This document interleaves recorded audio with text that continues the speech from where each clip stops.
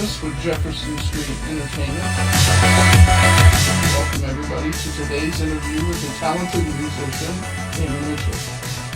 We're excited to have you here, Damon. Let's dive right in. Let's do it. To start off, could you tell us a bit about your musical journey? How did you get started in the world of music? My journey started long before me. My grandparents, their names were Pete and Pat. My grandpa's actually still alive. He was born in the late 20s. Grandma was born in the early 30s. They met in high school.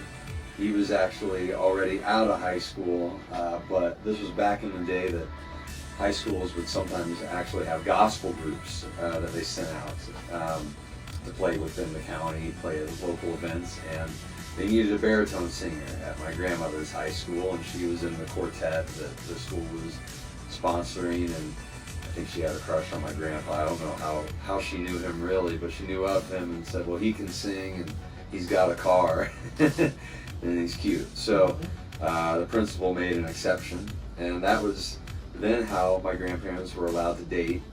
And when she was out of high school, just a few weeks later, they were married, and they kept going as a gospel group. And then my father was born in '57.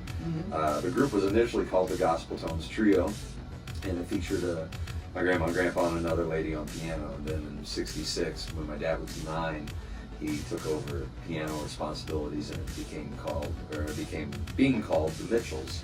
And the name stuck, obviously, and my aunt and my uncles joined, and then they moved away, and my dad stayed in the same town, and so she stayed playing with the Mitchells, and I was born right into that.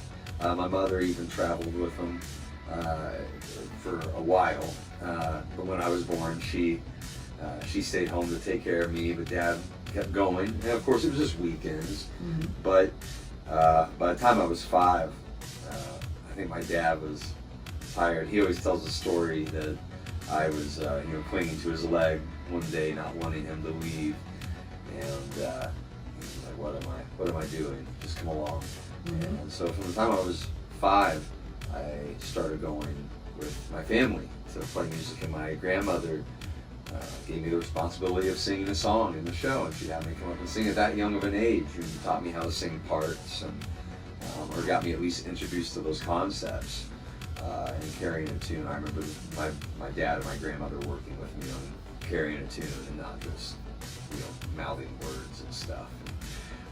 So it was that all the time. They were on the road 45 weekends of the year. I was allowed to do that in the summer from about ages 5 to 10.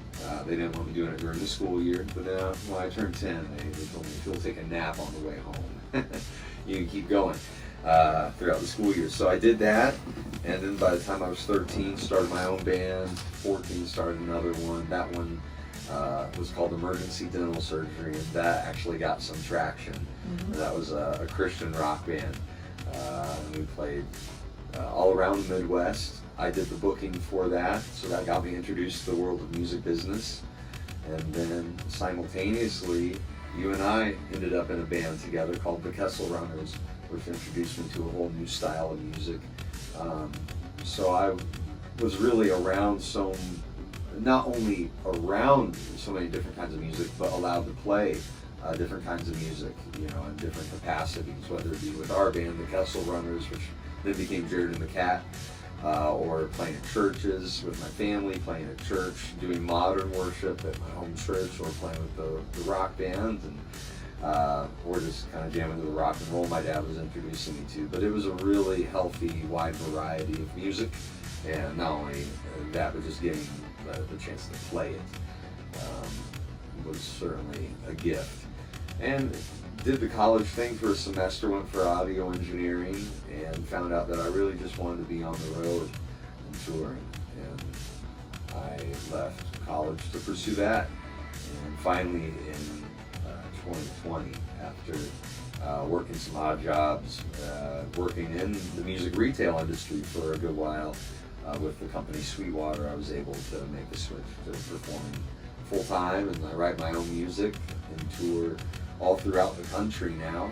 And in addition to that, I tour with other artists. I've played with artists like Billy Brown and Jess Kelly Adams, but my main artist that I play with is a good friend of mine named Adam Calvert, who's a phenomenal songwriter in his own right, and I think he's going to be the next big thing in the country, and I mean that with my heart. I love what he's doing, and it's really exciting to be in a project that you're a fan of. To start off,